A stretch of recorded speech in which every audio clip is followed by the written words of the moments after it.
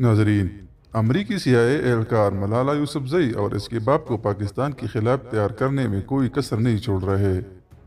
یہ امریکی اتنے پاگل اور بیوقوف نہیں ہوتے کہ کسی پاکستانی لڑکی پر یوں ہی لاکھوں ڈالرز نچاور کر دیں۔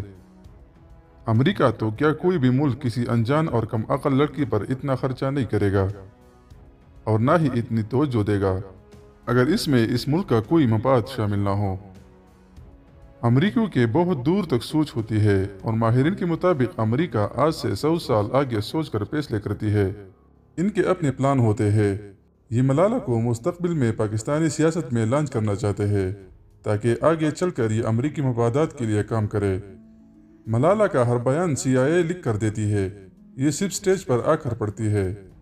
پاکستان میں ملالہ ڈرامہ رچانے کے پیچھے بھی یہی CIA تھی، جس نے ملالہ واقعے سے کئی ماہ پہلے ہی ملالہ کو اس کے گھر پر ٹریننگ دینا اور انگریزی بولنا سکھانا شروع کر دیا تھا۔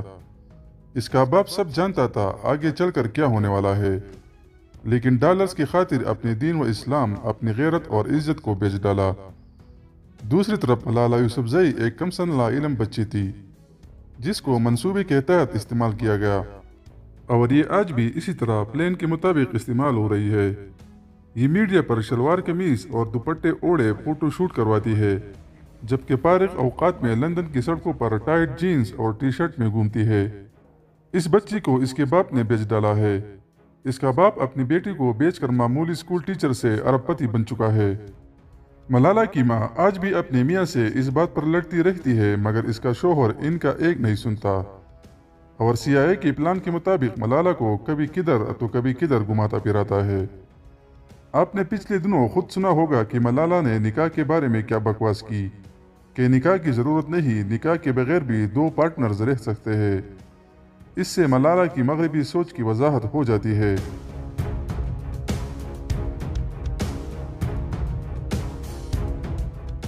ملالہ نے اپنے کتاب میں لکھا ہے کہ سلمان رشدی، جو کہ گستاخانہ کتاب شیطانی آیات کے نام سے اس نے لکھی، نعوذ باللہ۔ ملالہ کے باپ کے مطابق یہ آزادی اظہار ہے، اور آزادی اظہار کا حق ہر کسی کو حاصل ہے، خواہ وہ سلمان رشدی کیوں نہ ہو۔ اسی طرح تسلیمہ نسرین، جو کہ ایک بنگلہ دیشی خاتون ہے، اس نے حضرت محمد صلی اللہ علیہ وآلہ وسلم کے شان مبارک کے خلاف ایک کتاب لکھی، اور آج ملالہ تسلیمہ نسرین کو اپنی سگی بہنوں کی طرح پیار کرتی ہے۔ اور انٹرنیٹ پر کئی ایسے پکچرز دیکھے جا سکتے ہیں جس میں ملالہ، سلمان رشدی اور تسلیمہ نسرین ایک ساتھ کھڑے ہیں۔ ملالہ نے اپنی کتاب میں یہاں تک لکھا ہے کہ پاکستان رات کی تاریکی میں بنا ہے، گویا کہ کوئی مجرم ہو جو رات کی تاریکی میں کوئی جرم کرتا ہو۔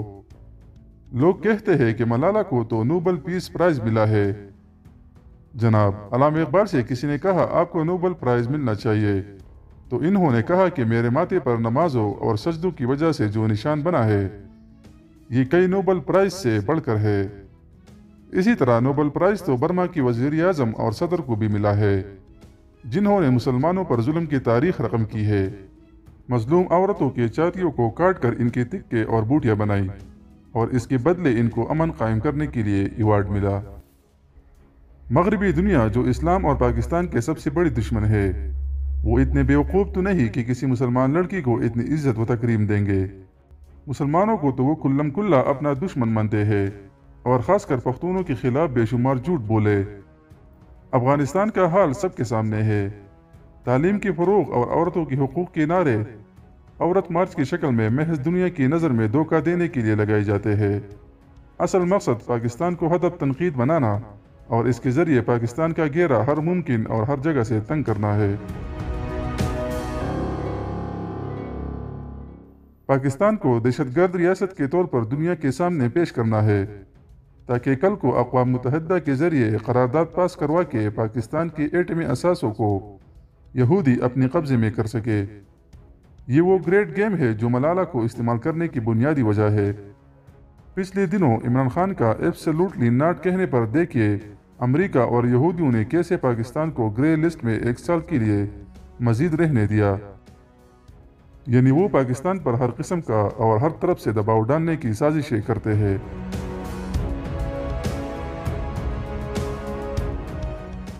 دوستو، یہ یاد رہے ملالہ یوسفزئی پر حملہ کرنے والے TTP خوارج تھے، और आज TTP की मरकजी तर्जुमान तक पकड़े जा चुके हैं, जो कि खुल कर एतराफ़ कर चुके हैं कि TTP भारत और अमरीकी खुफिया एजेंसियों से पैसे लेकर पाकिस्तान में हमले करती है, जिसका साफ मतलब ये हुआ कि TTP ने मलाला पर हमला भी अमरीकी और भारतीय एजेंसियों की कहने पर किया था।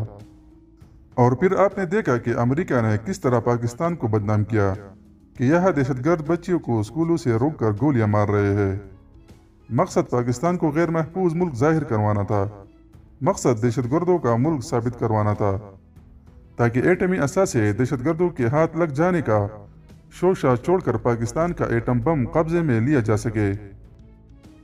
पाकिस्तानियों, अपनी आंखें खोलो, मलाला यूसुफजई पूरी की पूरी एक ड्रामा है। इसकी सर पर गोली लगने से आज के दिन तक मलाला यूसुफजई की शख्सियत और किरदार में वाज़ेह शक व शुबात पाए जाते हैं। इसकी बातों में कभी मत आना। इसका बाप डॉलर्स, बरतानिया और अमेरिका नेशनलिटी की खातिर अपनी बेटी के साथ कुछ भी करने के लिए तैयार है। अब आने वाले दिनों में मलाला के नाम पर बहुत सारे स्कूल्स व कॉलेजेस बनाए जाएंगे।